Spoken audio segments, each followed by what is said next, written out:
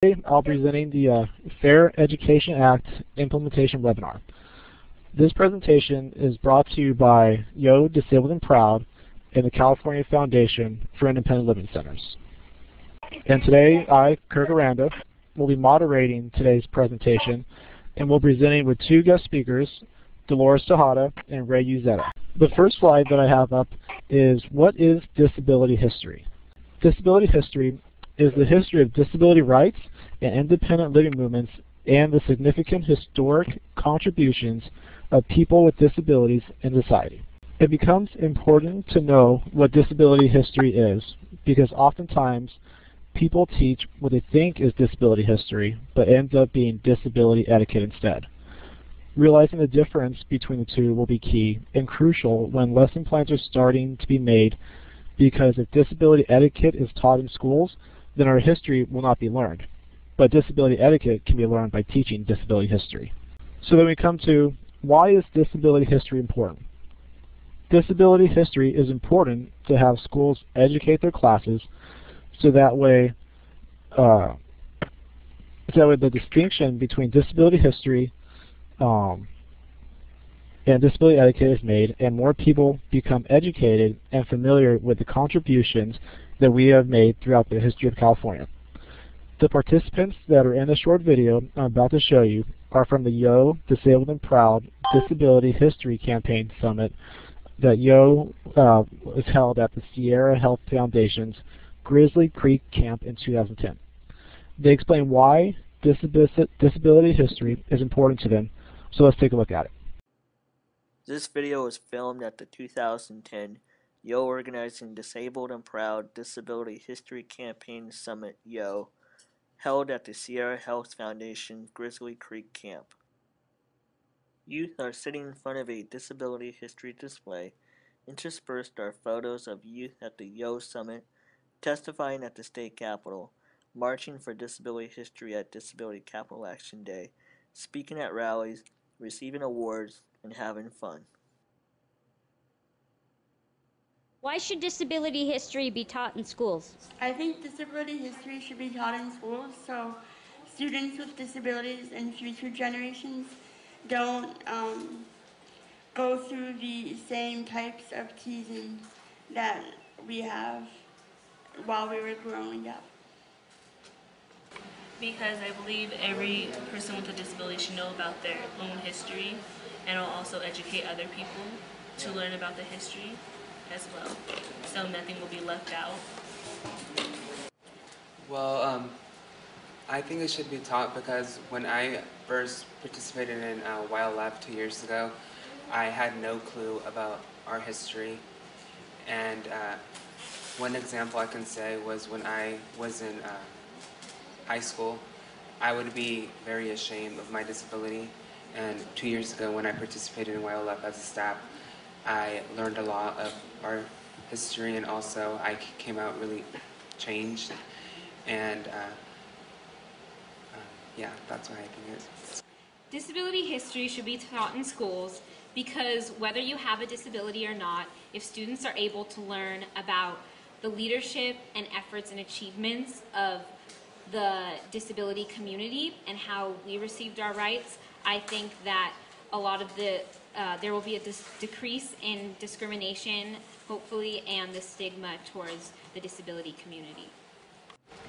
Disability history is important to me because it gives, allowing me to show this to people gives me a sense of comfort for where I belong, what I'm a part of, a stronger sense of what my community really is, and it also kind of gives a sense of validation rather than, poor me. I think it also will give other people a chance to see me as an individual rather than part of another world, someone part of another world, and I think that's great. I think disabilities should be taught in school because other people about disabilities and they will really know how to handle people with. Thank you, disabilities. Okay, well, Disability history should be taught in schools because it's important information that needs to be taught to people without disabilities and people with disabilities. It's just like every other history lesson that's been taught in school. If it's important, it should be in the history books. Disability history is important to me because the fights that we've gone through for, or that other people have gone through for our rights, it's part of me. It's a part of who I am. And without them having done that, I wouldn't have been able to be who I am today. It is also important to me that it be taught in schools because I think it's important that people know, that I know and other people with disabilities and without know that it's part of who we are, it's part of our culture, it's part of our community, and they teach civil rights from almost every other aspect but ours. There is such a stigma with the greater public that we are helpless and voiceless and that we need them to do everything for us. If disability history is taught in schools, then we can show other people and ourselves that we are able to get changed by ourselves. Not to mention, it strengthens our identity as a community. This video is dedicated to California Youth with Disabilities who organized the past Disability History Week, ACR 162, Bell 2010. California is the 24th state in America to pass such a law or resolution. Special thanks to Sarah Musavian, Monique Garcia, Raul Carrell, Ali Cannington, Anya Fatau, Caesar Saborn, Destiny Woods, Kevin Kaufman, Jaquay Bryant, James Henderson, Catherine Keller. We would like to thank our funders and sponsors. California Health Incentives and Improvement Project at San Diego State University. California Department of Rehabilitation. California State Independent Living Council. Consumer Attorneys of California. And Sierra Health Foundation. And now I will continue on with the presentation. And watching the video, that just goes to show why disability history is definitely important that it's taught in schools. So the next slide is, with the importance of disability history, that leads me to Disability History Week. Disability History Week in California is celebrated during the second week of October and is part of the national youth-led movement to increase awareness of disability history. And Disability History Week encourages schools and colleges to highlight the disability rights movements and disability. So then that finally brings me to what you guys are all here for. What is the Fair Education Act? Some of you may be wondering, what exactly is the Fair Education Act? Well, FAIR stands for Fair, Accurate, Inclusive, and Respectful Education Act, which is a common sense law that requires schools to integrate factual information about social movements, current events, and history of people with disabilities, people of color, and LGBT people into existing social study lessons. It also prevents schools from adopting instructional materials that discriminate. So now that you have a little bit of background on what the Fair Education Act is, you're probably thinking, who decides on what students will actually learn?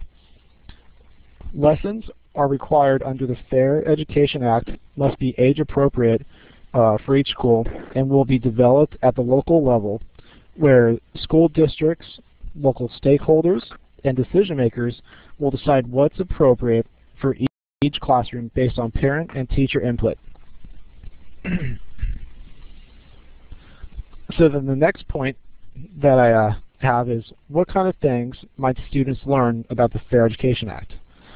Well, coursework may vary, but local school districts, parents, and teachers might consider including in high school history course lessons, such as in the course of learning about civil rights movements of the 50s, the 60s, and the 70s, a discussion about the birth of the movement to secure equal opportunities and equal rights for people with disabilities, from Ed Roberts and independent living to the landmark American Rehabilitation Act in the 70s, and the Americans with Disabilities Act in the 1990s, as well as the Stonewall riots in New York 1969 that helped spark the modern-day lesbian, gay, bisexual, and transgender LGBT civil rights movement for equality.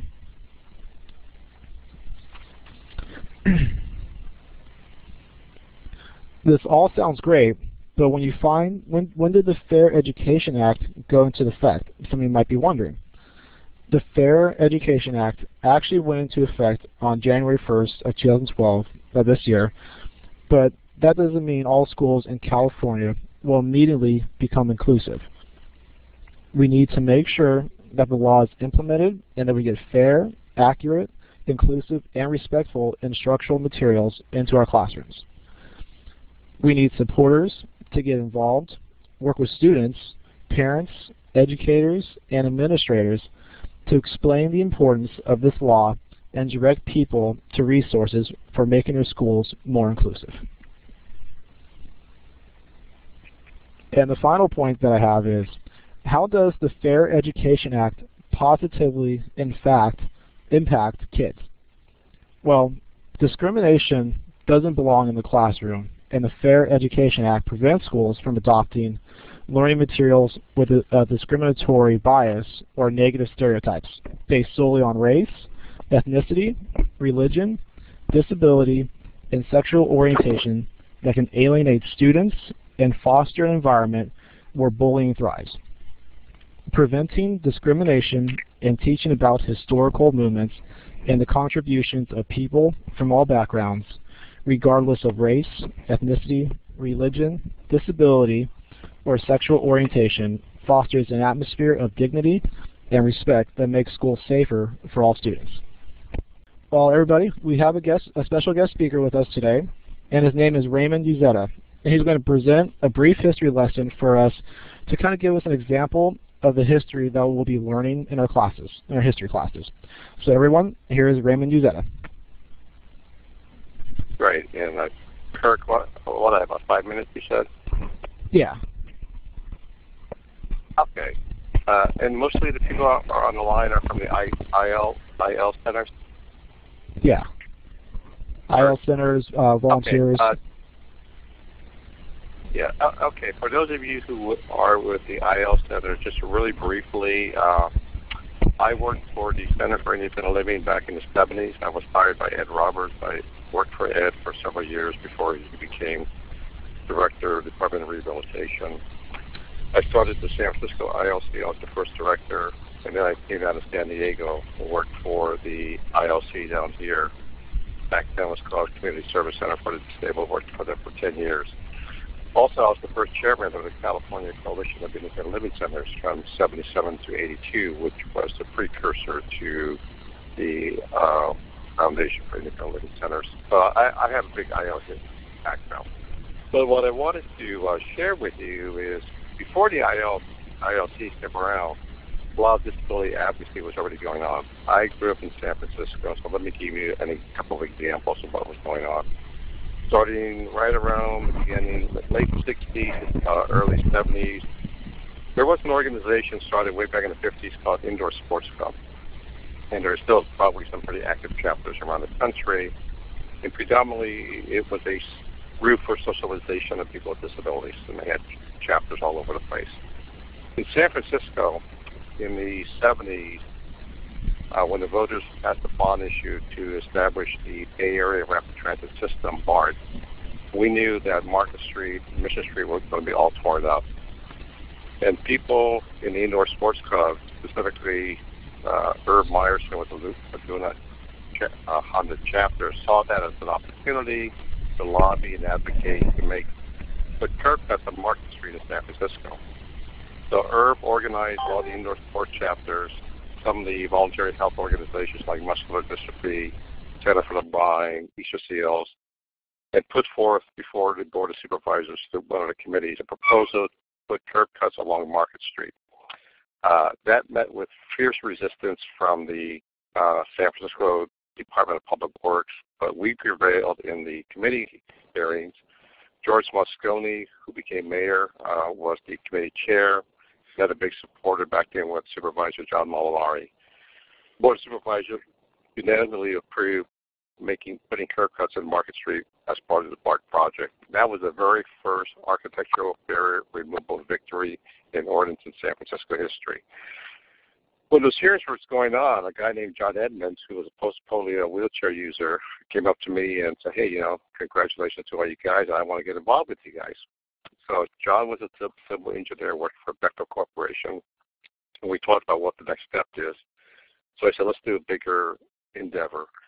So one Saturday, somewhere in the early 70s, John Edmonds, me, and a guy named Ken Ream, who was the president of Indoor Sports, met in my apartment, little apartment, and on my little coffee table, we laid out the street map of San Francisco and penciled in all the major commercial areas in San Francisco and all the streets, so from Mission, from Ferry Building all the way up to Army Street, Excelsior, Sunset, Richmond, all downtown San Francisco. We penciled everything in where we wanted curb cuts.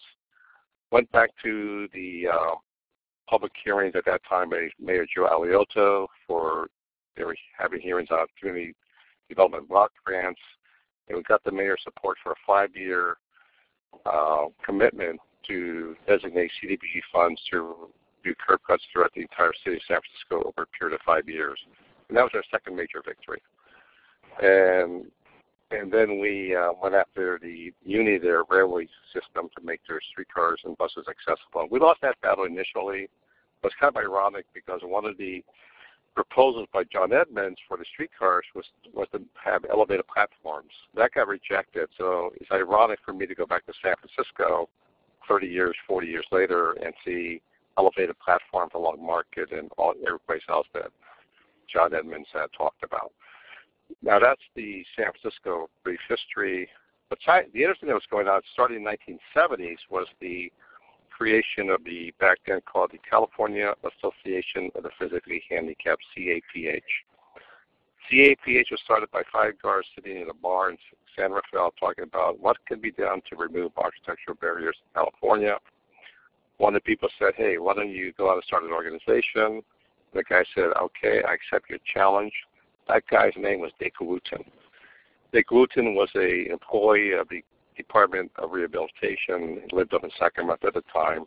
And Dick went around the state of California identifying disability advocates and started CAPH from ground zero. Incorporated the organization as a 501c4 organization so it could do lobbying. And its first legislative victory was the early 70s, which was to make public buildings accessible to people with disabilities, back then using the ANSI standards. And that was the first architectural barrier removal law in California. A year later, on that victory, CAPH went after new law to make all public accommodations accessible.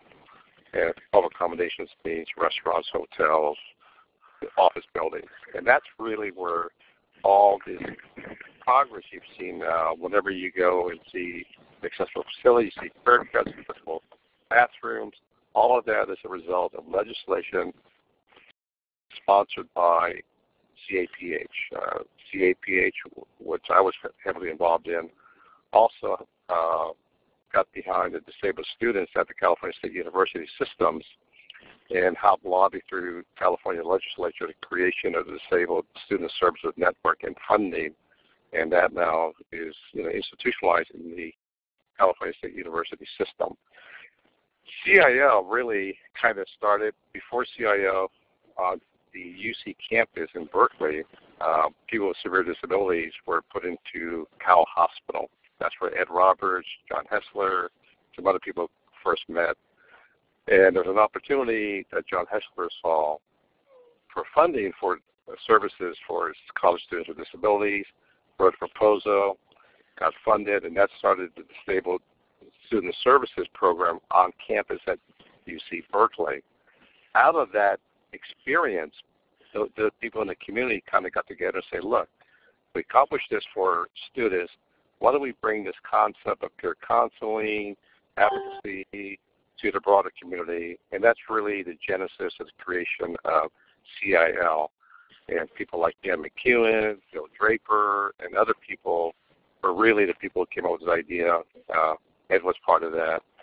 And then, maybe around 73 or something, CIL got incorporated and then started off. And then once Ed went to Sacramento and became state director of rehab in 1976, he made a lot of funding available, which started the original 7 IOCs in California. And over the years, expanded to 24. So you really had multiple things going on in the late 60s, 70s. You had indoor sports club people advocating. You had the creation of CAPH, founded by Dick Wooten, that did all the legislative lobbying in Sacramento. Tremendous successes over the decades. CAPH morphed into what's now called CDR, Californians for Disability Rights. And then, then you had the creation of the ILC movement out of Berkeley.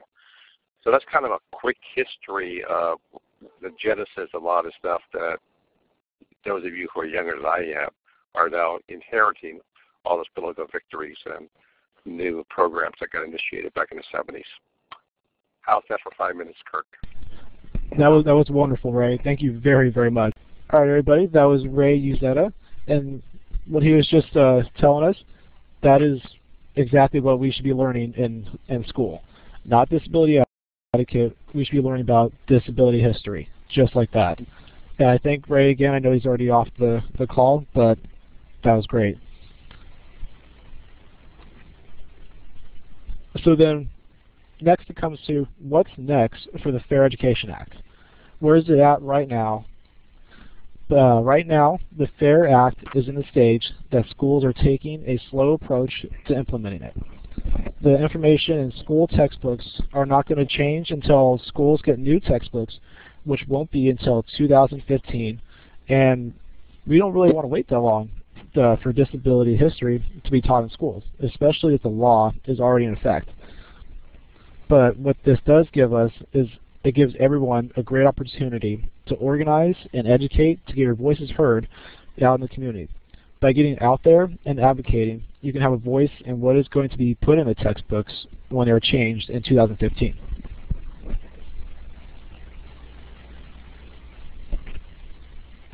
Next, you're probably wondering, what can you do about getting the FAIR Act implemented? So you want to get your voice heard out there, but what can you do to hold schools accountable for implementing the Fair Education Act? Are there any ideas that you guys have on what you can do by any chance? Are there any ideas that you guys have on what you can do to hold schools accountable for implementing the Fair Education Act? So Madeline, Celeste, and Rachel, you think we need to get in front of school boards? Dolores, talk to teachers so they know what the Fair Education Act is. And Madeline, Celeste, and Rachel, I love that you added more to yours and asked them how they can implement them. Those are all great ideas and great suggestions, and that is what we should be doing, really. And there are other ways, too, that we can hold schools accountable, such as, oh, Liz Pope added something, too. Go in front of your local Disability Advisory Commission. That's definitely a great idea, too. Get everybody on your side, get the word out about the FAIR Act that needs to be implemented. So that's great, too, Liz. Thank you. But there are other ways, too, that we can make sure schools hold up the implementation, such as going to district PTA meetings to sit in, and basically, like some of you have already said, just ask them, hey, so what are you doing about the implementation about the Fair Education Act? And where are you at in the process? And then also be sure to ask them, what can you do to get involved to help out to make sure it's implemented? You can also go to school board meetings and meet with administrators to bring up the FAIR Act and see if there's any way you can become involved as well. brought up too, remind them that at one time, teaching evolution was controversial. Thank you, Laura. And yeah, that is a good thing to bring up too.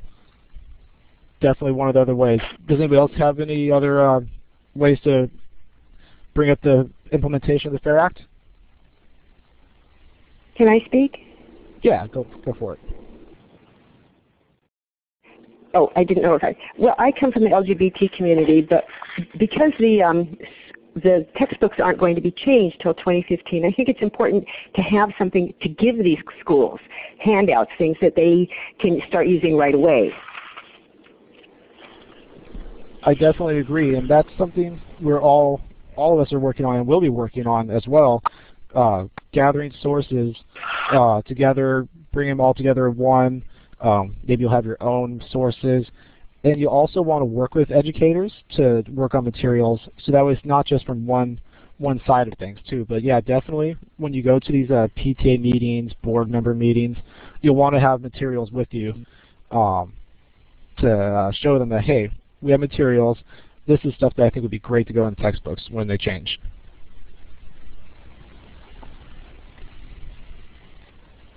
Looks like we got some more people bringing in suggestions. Ben? Actually, I mean, oh, go ahead. I think they should be using them now, not wait for the textbooks. Oh, use them now instead of waiting for the textbooks? Get them started right away. If we have information that they can start using in the schools, I think it's important to have that and to get them started and not wait until 2015 was really my point. Well, yeah, that's true too. That's a great point. Like I mentioned earlier, why wait until 2015? Granted, we can create the material in the process, but if we have materials that they can use right now instead of waiting, that'd be great too. So that way the FAIR Act is going on now instead of waiting. So that I get you make a great point. And it looks like Ben mentioned related to past civil rights strides, which is great too. Rose McDonald introduced the topic to students, youth, until textbooks are changed, and have their opinions heard as well and provide new materials. That's great too. That's similar to what we were just talking about. And Lauren Steinberg create a wiki-style site where they can get information, which is a great thing that's going on right now, where groups are trying to bring together information that they have, a history, and bring it all in one spot. So there's one big source material everybody can go to, and they can give to educators as references or just hand them materials. Ben McMullen, largest minority group. It's good too. Does anybody else have any suggestions for how we get the FAIR Act implemented? Okay, maybe that was the last question. And some of these things that we're talking about right now with the questions, we'll actually be showing links a little bit later to already created material that we have. So I'll be moving on now to the next slide, and it's getting organized. And these are all great and effective ways to outreach that we've gone over, but you don't have to do it alone or by yourself. You can connect with various organizations to help organize a group to help ensure the FAIR Act is enforced. There are key decision makers that will be a big part of getting the Fair Education Act implemented, which I'll briefly touch on, just a couple of them, which would include contacting California school districts, which are all the schools throughout California. There's also the California County Offices of Education, which are important decision makers.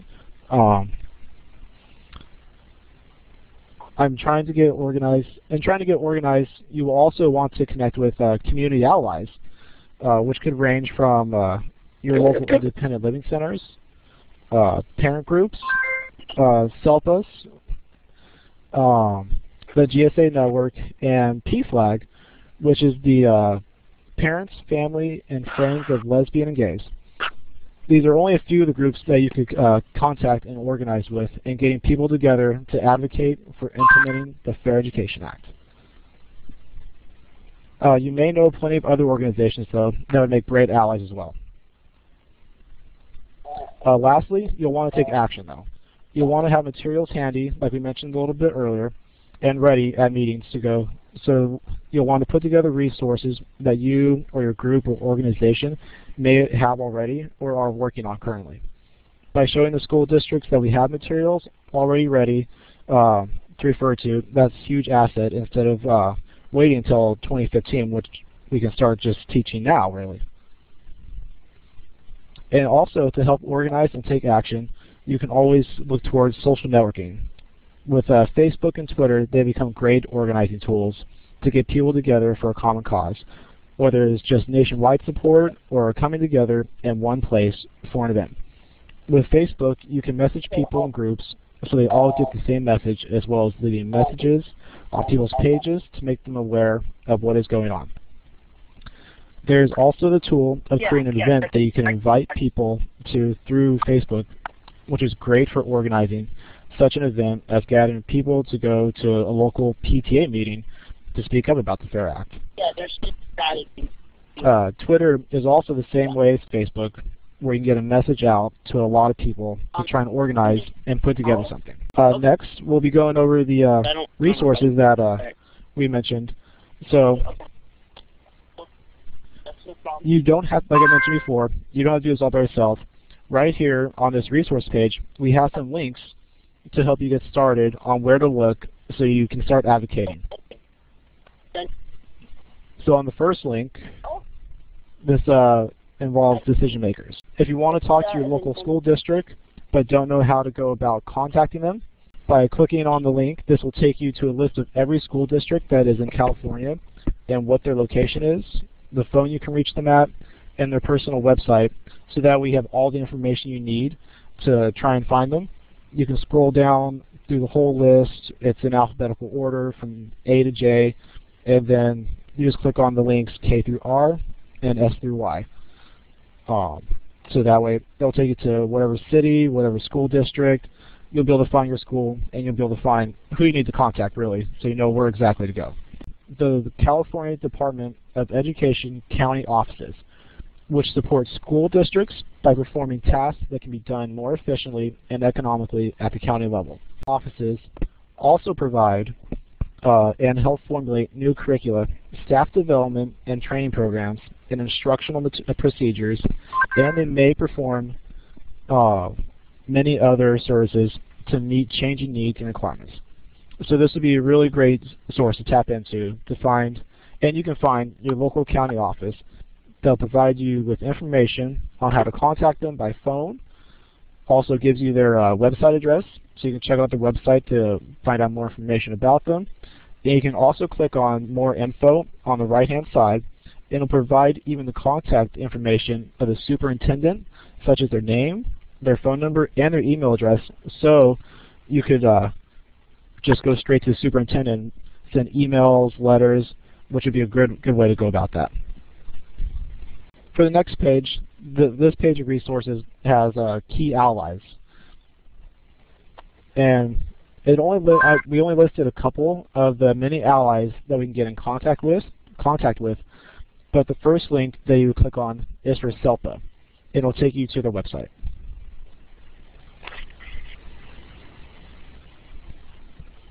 And SELPA is the Special Education Local Plan Area, which is dedicated to guaranteeing equal opportunity for all students to become successful in society, and collaborates with county agencies and school districts to develop and maintain healthy and enriching environments for success.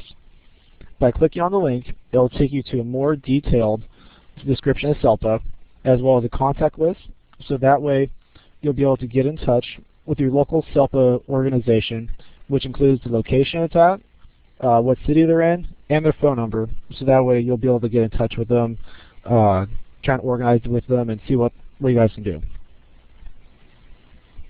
Another ally is the GSA network. The GSA network is the Gay Straight Alliance Network, and it is a youth leadership organization that connects school-based gay straight alliances to each other and community resources through peer support, leadership development, and training. By clicking on the link, it will take you to the GSA website, which provides you with information on how to find your local GSA, resources that they have, and more information and history on their organization. by clicking on the directory link, and it'll help you find your local GSA, and it'll give you a list of different GSAs, allowing you to search and find the nearest one to you.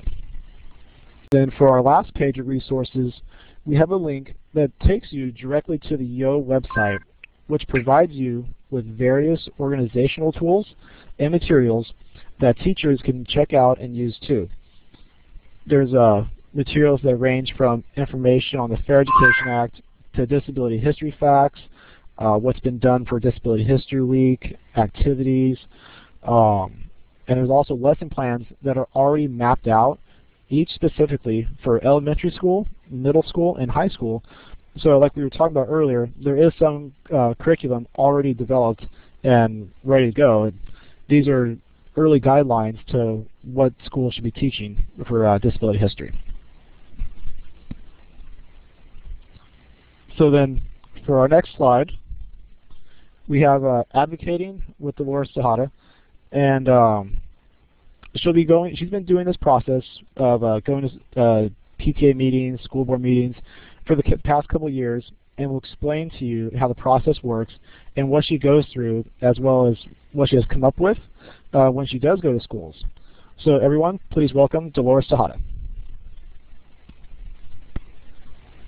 Hi, for having me on. My name is Dolores Tejada. I'm the a community organizer here at Community Resources for Independent Living, the Independent Living Center that serves Southern Alameda County.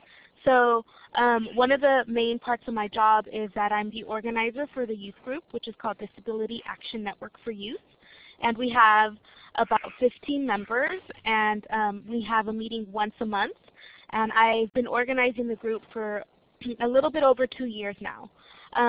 So when what I'm going to talk about today is in the context of Disability History Week, because that's a lot of the work that we've been doing up until this point. And then I'm going to talk about how that relates to fair education and how a lot of the steps that we did for Disability History Week we are going to continue to do for fair education. And when I say we, I mean those of us in the group, the Disability Action Network for Youth. So we, as a group, decided that we wanted to get involved with the Disability History Week campaign, and we took steps to make sure that we could achieve our goals. One of the main things that we wanted to do was that we knew that Disability History Week was a resolution that existed statewide, much like fair education, but that school districts didn't acknowledge it or that they didn't know that it existed yet, which may be the case for the Fair Education Act right now. So what we decided to do was to pick out 4 of the local school boards and school districts to target, and we picked those by deciding where the group members were from. So each of the cities that we targeted, we had at least 1 member from that area. And from there we sent them, via email, we sent them a copy of the resolution, and we requested to be placed on their agenda. And when we got placed on their agenda, within 1 week we were at 4 school board meetings. So what we did was each of us, at least one of us, went to each one of those school board meetings and spoke in front of the school board and talked about our personal experience and why disability history is important to us. From there, they voted whether to pass Disability History Week on the local level, which means they knew that they acknowledged that it existed as a statewide resolution, but they also wanted to acknowledge disability history on the local level. So all of the school boards passed Disability History Week unanimously. So that was 4 school boards, and we were really, really excited about that. So it really, for us, was easy because it took an email and explaining to them what disability history was about. And what we did was we emailed the board president, and then we CC'd all the members of the board.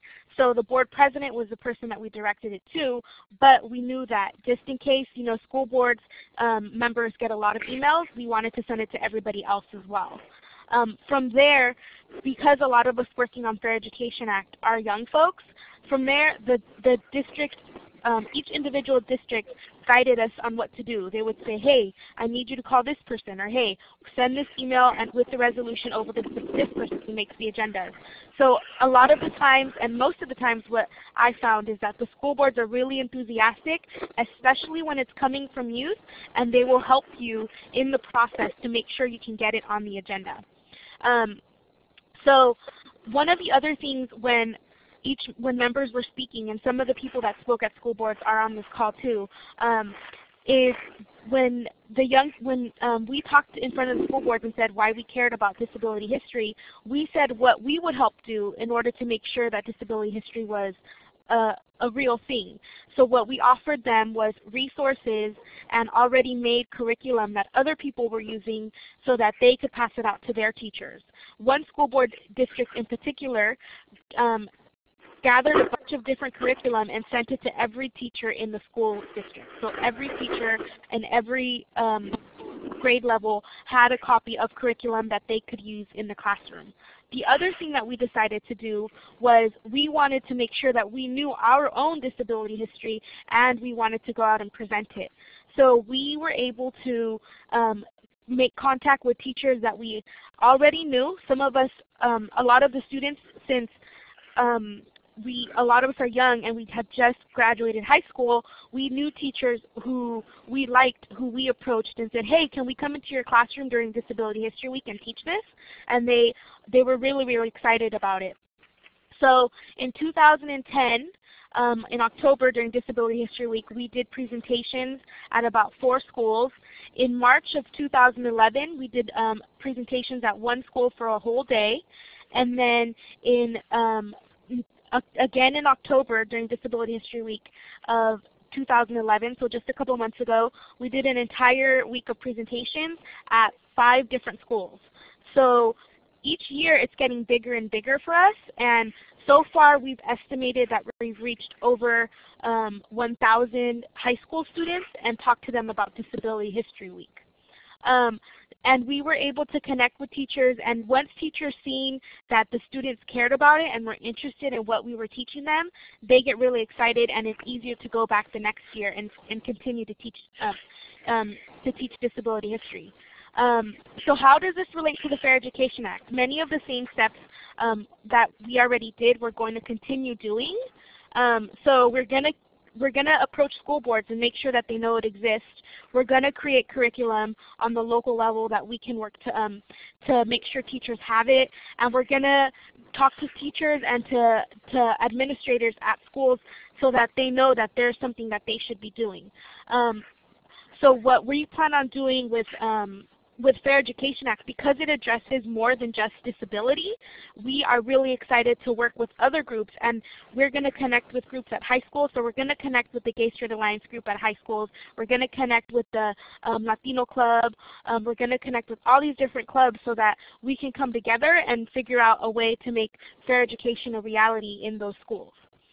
So I think that's 5 minutes. If it's not, I'm more than happy to take questions or repeat something if somebody would like.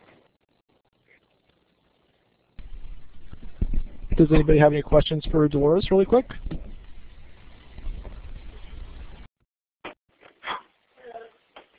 Cool. So one of the things I also want to reiterate is that I'm really lucky to have a lot of youth that are really excited about disability history. And what I want to say is that for many people, they may be doing some of this work alone. At many of the school boards that we went to, it was only one person who was there who got to speak, and the school board still passed it unanimously. So even if you feel like maybe right now you don't know anyone that's interested, it's definitely still possible to do small steps on your own and make this a reality in your area. All right, thank you so much, Doris. That was great. Thank you very much. Thank you. All right, so that takes us to our next slide of questions and answers for the webinar. But before we start, I'd like to introduce my coworker who will be joining me for the questions and answers. I'd like to introduce the new statewide community organizer here at CFILC, Ted Jackson. Hi, this is Ted. Can you hear me? I can hear you, Ted. I can hear you. Great. So thank you for having me on. This has been really informational and really powerful. And I just wanted to, before we start questions, I just wanted to make a comment about something that I've been thinking as I listen to everything, and that is really the spirit of what the FAIR Act is and how we turn that into action. And for many of you who are youth in the YO program, you've really been working on this for the past couple of or few years, but not really through Disability History Week. I'm thinking about through the program Own My Power, because that's what the FAIR Act really is. It's about owning your power. I was just thinking about Ray's story about how some folks got around a small apartment coffee table and mapped out the city and decided that they would own their power to change their community. And what Dolores talked about in getting lesson plans and disability history into the schools, that was really about regular everyday folks, people with disabilities and their supporters going and embracing the process, engaging the process, and making it happen. And so while the FAIR Act does talk about teaching LGBT history, people with disabilities history, Native American history, and so forth in the schools, it really is about owning power, and it's about giving power to the teachers and the school boards to work with the parents to create the lesson plans, and the community activists and the folks who care like us to engage them to make sure that the implementation happens. And so that's what's so exciting about this to me, and really moving forward and thinking about what are those next steps? How are we going to engage so that we can hold accountable that this great law happens in school districts across California? All right, thank you, Ted. That was great. I definitely agree that it is about owning my power as well. So I definitely agree with you on that. But for the questions and answers, does anybody have any questions about anything that we've gone over or anything that you've been thinking of?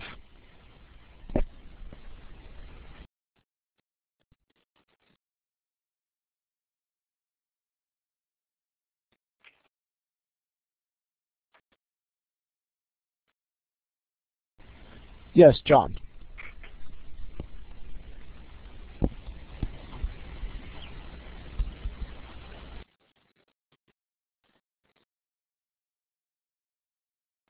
Kirk, I'm calling in, so you'll have to read the question.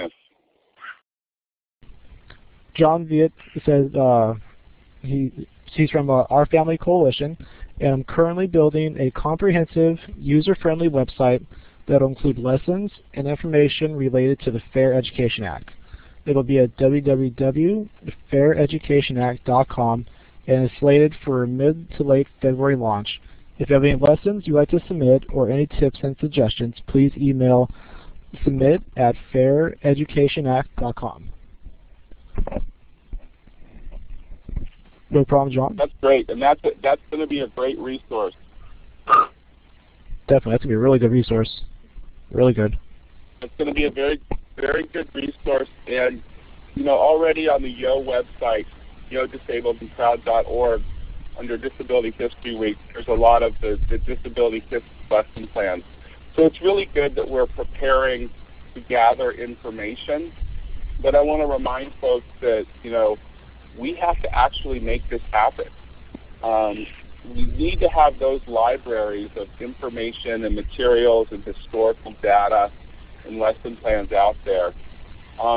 But we also need to remember that it can't just sit there. It has to make its way into a classroom, and it has to make its way into the hands of the administrators in schools, the teachers, and the parents to form those lesson plans and to do their part of the bargain.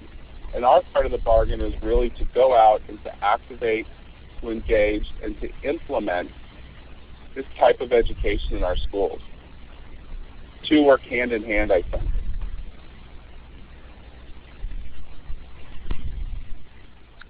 All right, thank you for that, Ted. Does anybody else have any other questions? Any questions about anything? Dolores, what are some of the first steps that everyone can do, either by themselves or as a group, starting today, once this call is over? And this could be a question for me, Kirk, or for anyone, really.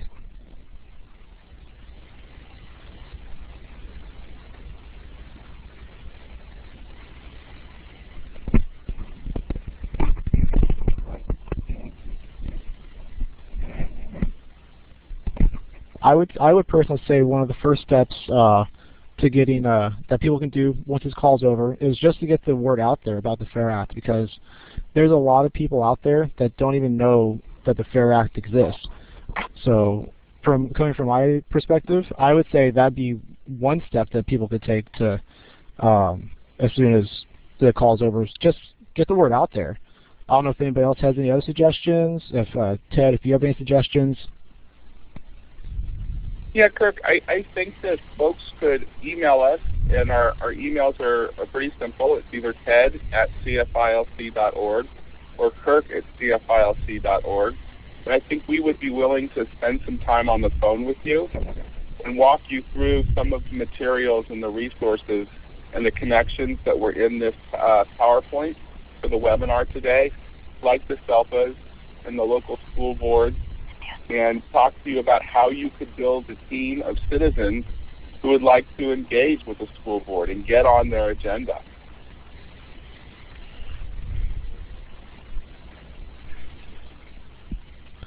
Does anybody else have any other any questions or any suggestions of what people can do when the Rosie, I'm planning on looking over the links and resources for people to contact in my area.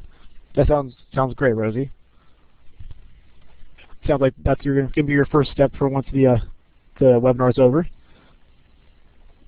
Does anybody else have any other questions or comments or any suggestions what they want to do or can do for first steps? Sarah Musavian.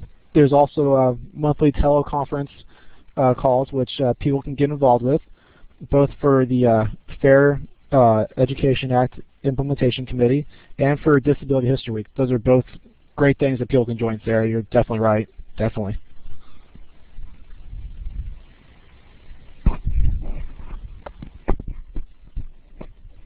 And if you want to get involved in those teleconference calls, please do feel free to contact me. My information will be coming up in a couple slides. Or I can direct you to Sarah Musavian also, who is very involved in both those teleconference calls.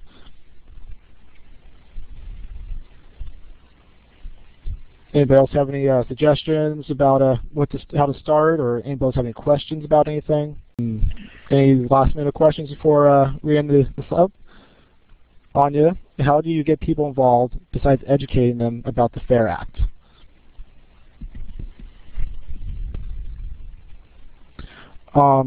Another way to, let's see. And Dolores, what about if advocates from ILCs connect with me to find youth in your areas to involved in YO? That's a great way to do it too. And Anya, to answer your question, yeah, definitely. One thing that we can get people to actually do is something we mentioned in the webinar a little earlier, is maybe to not necessarily spread the knowledge, but try and get people to go to the PTA meetings with you, sit in, because the more people that are around for these meetings to show that we have support for this and want this to happen, the better too. So I'd say just going to meetings and showing them that we actually care about this is one step to doing it. And Madeline, Therese, and Rachel, we can also connect with youth from YLF. That's definitely a great resource too. And Facebook and Twitter. Facebook and Twitter are definitely great tools to get people involved. Anybody else have any last minute questions or suggestions before we wrap it up, since it looks like it's getting past, unless people want to stay on the webinar? All right, well, if there are no other questions, I will wrap this up then. You can contact us. You can contact us at yodisabledproud.org, and you can also get a hold of us through the California Foundation for Independent Living Centers. feel free to call us at any of these numbers. And if you want to talk to me or Ted directly, you can contact me at 916-325-1690 at extension 342, or you can email me at kirk@cfilc.org, or you can contact Ted also at 916-325-1690 at extension 337 and you can email him at ted@cfilc. So we have pretty simple email addresses if people prefer emails. And that is about it. Thanks again, everybody, for coming, and hopefully you'll have a great evening. Thank you. Thank you, everybody.